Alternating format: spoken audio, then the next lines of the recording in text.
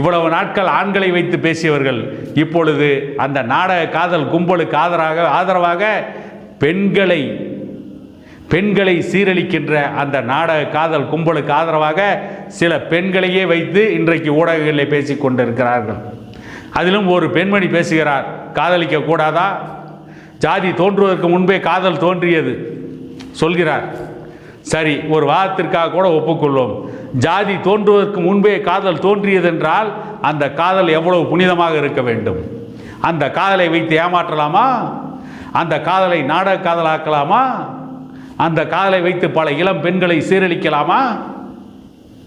ஜாதி தோன்றுவதற்கு முன்பே காதல் தோன்றியது, இதுதான் இவங்க ஆராய்ச்சி. இவ்வளவு நாள் ஜாதி எப்போ தோன்றியது ஆராய்ச்சி, இப்போ காதல் எப்போ தோன்றியது ஆராய்ச்சி. வறுமை எப்பொழுது தோன்றியது? அந்த வறுமை ஏன் இன்னும் நீடிக்கிறது? அந்த வறுமையால் பல இளம் பெண்கள் படிக்க முடியாமல் போகிறார்களே, பல மாணவிகள் தன்னுடைய படிப்பை பாதியில் நிறுத்துகிறார்களே.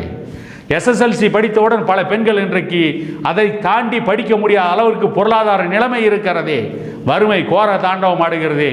இதை பற்றி எந்த நாடக காதலுக்கு ஆதரவாக பேசுகின்ற எந்த நாடக காதல் பேர்வழியாவது இன்று வரை எந்த ஊடகத்திலாவது பேசியிருக்கிறார்களா?